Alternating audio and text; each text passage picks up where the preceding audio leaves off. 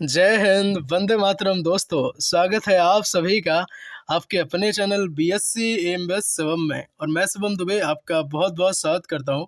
उम्मीद करता हूं आप और आपका परिवार बेहद उम्दा होगा और आप पढ़ाई भी बेहतरीन उम्दा तरीके से कर रहे होंगे। दोस्तों, आज की जो क्लास है गृह विज्ञान की क्लास रहेगी, यानी कि होम साइंस की, है ना। बीए फाइनल ईयर के अगर आप स्टूडेंट हैं तो प्रथम प्रश्न पत्र जो आपका है वस्त्र विज्ञान एवं परिधान, ऑब्जेक्टिव इसका पेपर होगा। तो बिल्कुल एमसीक्यू क्वेश्चंस के साथ संपूर्ण डिटेल्स को हम यहाँ पे समझेंगे।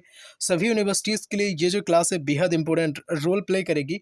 मात्र 2 क्लास में गृह विज्ञान के इस प्रथम प्रश्न पत्र को कंप्लीट करने वाले हैं, है ना। पार्ट 1 ये रहेगा, एक पार्ट और आएगा और बिल्कुल सारी चीज़ों को हम कंप्लीट कर लेंगे। इन 2 क्लासेस को देखने के बाद आपको कोई दूसरी क्लास देखने की बिल्कुल भी ज़रूरत नहीं पड़ेगी। लिखते हुए आप चलेंगे और जब तक कंप्लीट वीडियो आप वॉच नहीं कर लेंगे आप बिल्कुल नहीं उठेंगे, ठीक है। चलो, और जब आप एग्ज़ाम दे करके आएंगे ना तो आप यकीन मानिए एग्ज़ाम हॉल से मुस्कुराते हुए बाहर आएंगे, ठीक है। और एग्ज़ाम में आप देखना ये जो पेपर है आपका, आपकी परसेंटेज में 4 चांद लगाने का काम करेगा। प्रश्न नंबर 1 की अगर मैं बात करूं तो बिल्कुल कॉपी पेन उठा लो, लिखना स्टार्ट करो। सबसे पहले देखो, निम्न में कौन सा प्राकृतिक रेशा है? नंबर 1 रियोन, दूसरा हेम्प, तीसरा नायलॉन, चौथा डेक्रोन। बिल्कुल सब कुछ समझेंगे, एमसीक्यू क्वेश्चंस के साथ साथ हम डिटेल समझेंगे बहुत बेहतरीन तरीके से, ठीक है। चलो देखो, तो कौन सा प्राकृतिक रेशा है? तो हम बात करें अगर ऑप्शन नंबर 2 की, तो हेम्प तो हो जाएगा इसका राइट आंसर, यानी कि हेम्प जो है वो एक प्राकृतिक रेशा है। बाकी के रेयन, नायलॉन या फिर डेक्रोन जो है आपके कैसे हो जाएंगे? कृत्रिम रेशे हो जाएंगे, यानी कि मानव निर्मित रेशे हो जाएंगे। देखो, अब कृत्रिम रेशे में कौन कौन से रेशे आते हैं? एक तो रेयन है, नायलॉन है, डेक्रोन है, आर्लॉन है, टेरिलीन है, फाइबर ग्लास है। इन सभी के जो तंतु हैं वो सब क्या आते हैं? कृत्रिम रेशे के अंतर्गत आते हैं। बिल्कुल बेहद इंपॉर्टेंट क्वेश्चन है, क्योंकि आपसे एग्जाम में पूछा जा सकता है। आपसे दे देंगे कि इनमें से बताओ कौन सा कृत्रिम रेशा नहीं है या फिर कौन सा कृत्रिम रेशा है। तो आप सबको अच्छे से समझ लें और याद कर लें कि रियोन हो, नायलॉन हो, डेक्रोन हो, ऑर्लॉन हो, टेरिलिन हो या फिर फाइबर ग्लास के जो तंतु हैं वो सब किस में आते हैं भाई? कृत्रिम रेशे के अंतर्गत आते हैं।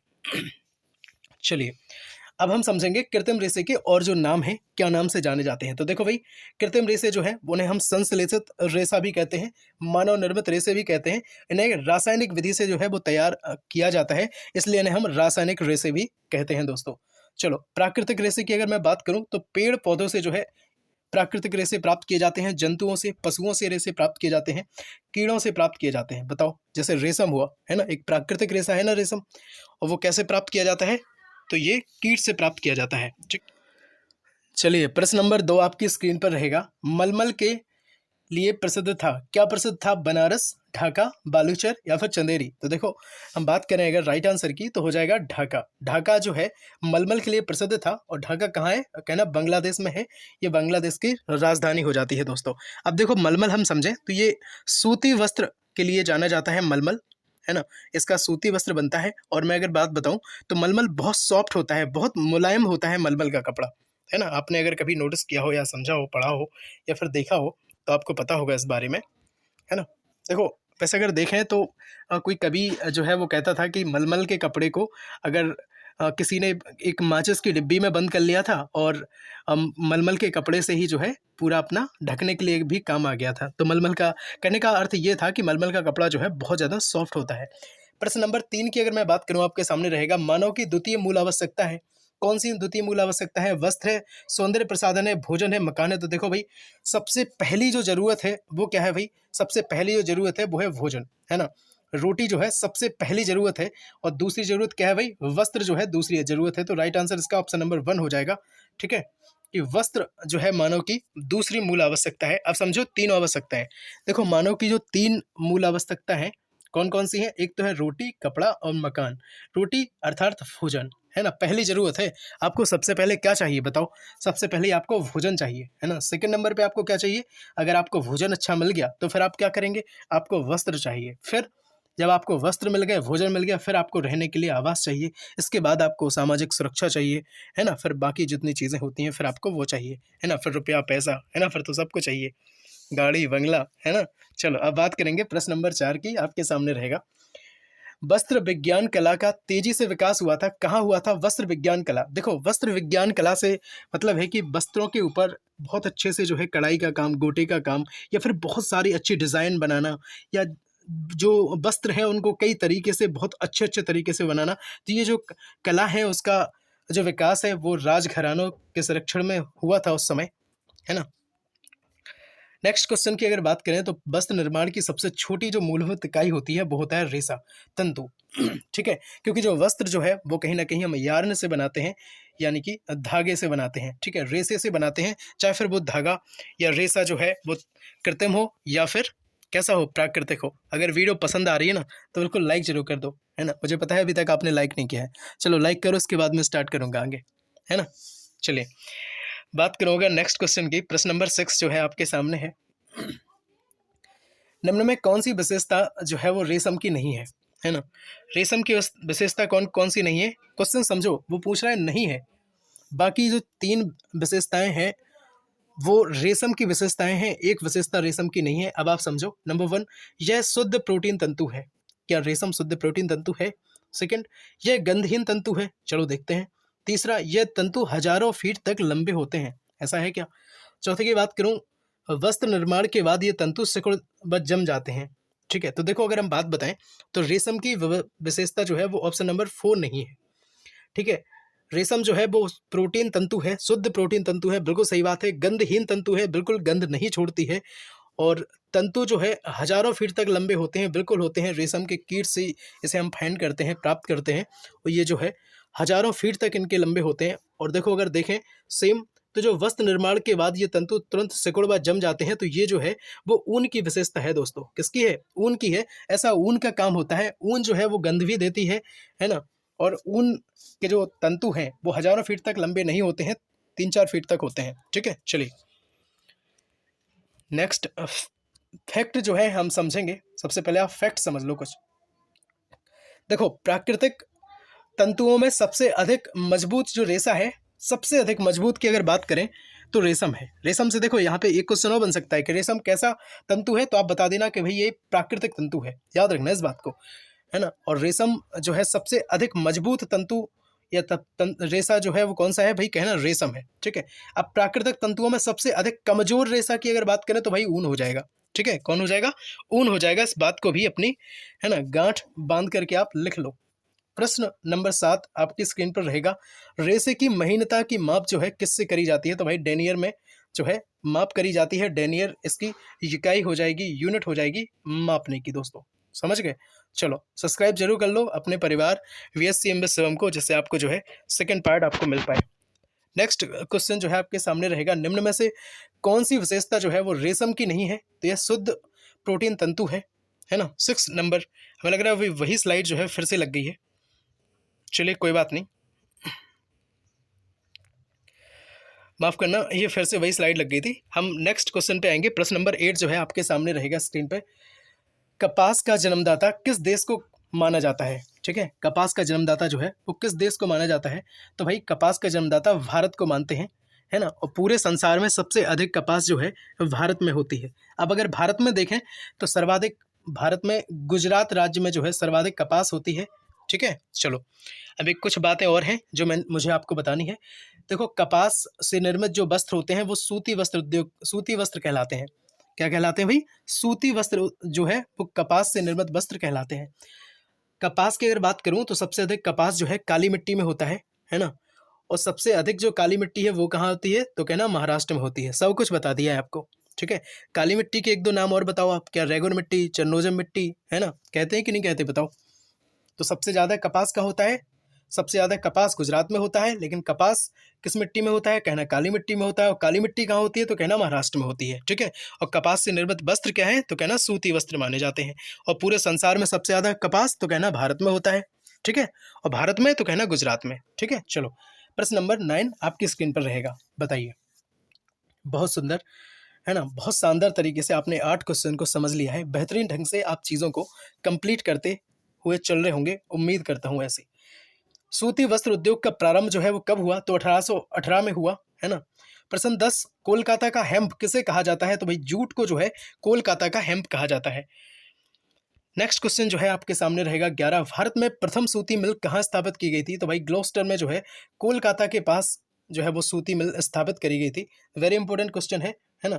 बहुत अच्छे से लिख लें, पूछने के चांसेस हैं। तो प्रथम जो है सूती मिल कहाँ स्थापित करी गई थी, तो ग्लॉस्टर में।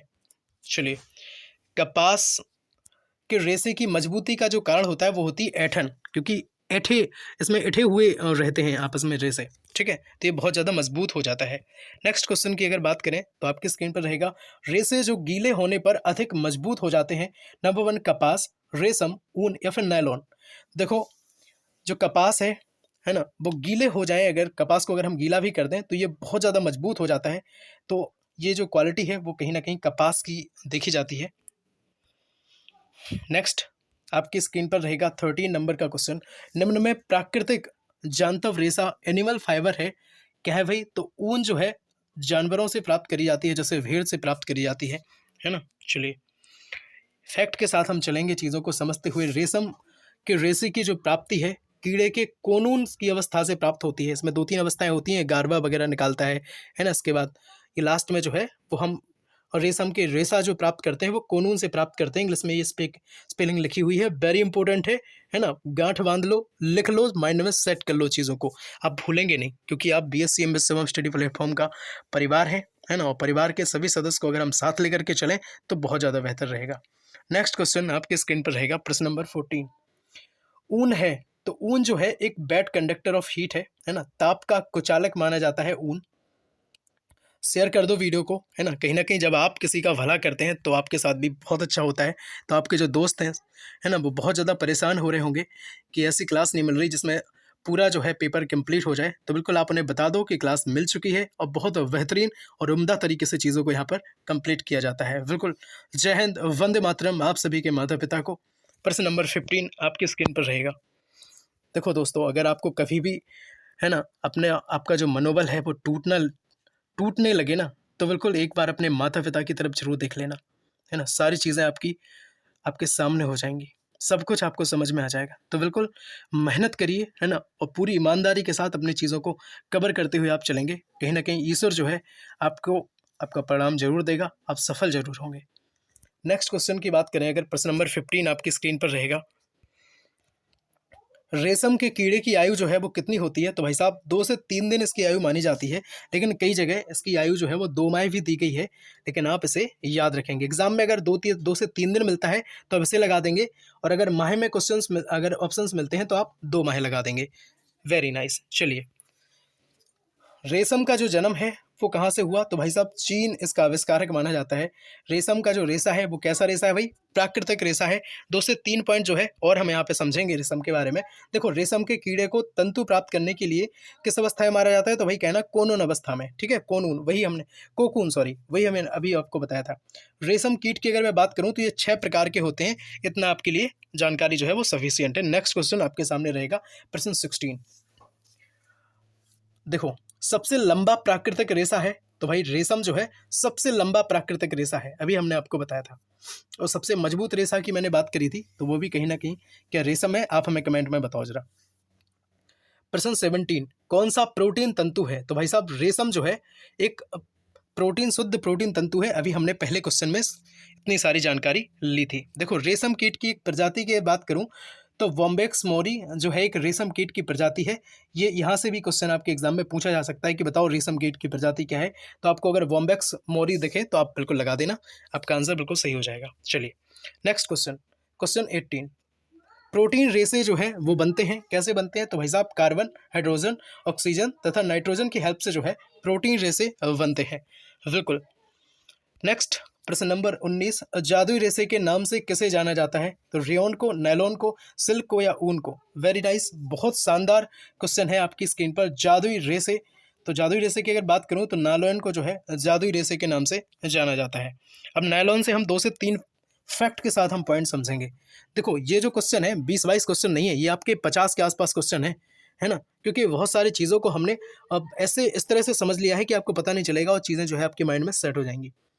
देखो, नायलॉन का एक रेशा कैसा रेशा है, तो आपसे पूछ लें अगर तो बता देना भाई, एक सबसे पहले तो ये कृत्रिम रेशा है। कैसा है, कृत्रिम रेशा है, या फिर रासायनिक रेशा है, या फिर इसे संश्लेषित रेशा भी कहते हैं। नेक्स्ट, नायलॉन रेशे का नाम तो भाई नायलॉन रेसे का जो नाम है रेसा 66 है, इतना भी याद रखेंगे। और 482 डिग्री फ़ारेनहाइट ताप में जो है नायलॉन पिघल जाती है। अगर यहाँ से भी पूछ लें तो आप बता देना उन्हें, ठीक है। नायलॉन के बारे में ये जानकारी आपके लिए सफिशिएंट हो गई। देखो अब नेक्स्ट क्वेश्चन, रासायनिक रेशा नहीं है, कौन सा रासायनिक रेशा नहीं है? क्या नायलॉन नहीं है, डेक्रोन नहीं है, या फिर अगर बात करूँ टेरिलीन या फिर रेशम ऊन कपास? तो समझो यहाँ से 2-3 क्वेश्चन आपके क्लियर हो जाएंगे। एक तो देखो रासायनिक रेशा नहीं है, कौन नहीं है? तो भाई रेशम ऊन और कपास जो है वो प्राकृतिक रेशे हैं। अब कौन कौन से रासायनिक रेशे हैं तो बताना, नायलॉन, टेरिलीन, डेक्रोन, ये सब जो कैसे हैं, रासायनिक रेशे हैं या फिर कृत्रिम रेशे हैं। इतनी आप बातें याद रखेंगे। नेक्स्ट क्वेश्चन जो है आपकी स्क्रीन पर रहेगा, निम्न में कौन सी धातु नहीं है? अब देखो धातु कौन सी नहीं है, देखो तांबा तो धातु है, पीतल धातु है, लोहा धातु है, क्या पॉलीमर धातु है? बताओ हमें। तो राइट आंसर इसका हो जाएगा पॉलीमर। पॉलीमर बिल्कुल भी धातु नहीं है। उम्मीद करूंगा कि आप लिखते हुए चल रहे होंगे दोस्तों। चलो नेक्स्ट क्वेश्चन, क्वेश्चन नंबर 22 आपकी स्क्रीन पर रहेगा। रियोन एक रेशा है। भाई रियोन कैसा रेशा है? रासायनिक रेशा है, कृत्रिम रेशा है, या थर्ड 1 और 2 दोनों ही ऑप्शन सही है, या फोर्थ प्राकृतिक रेशा है? देखो अगर बात करें राइट आंसर की तो हो जाएगा ऑप्शन नंबर 3 1 और 2, यानी कि रासायनिक और कृत्रिम एक ही बात होती है। तो रियोन जो है वो कैसा है, एक रासायनिक या फिर कृत्रिम रेशा है। इसी तरह जो है डेक्रोन भी एक क्या है, कृत्रिम रेशा है।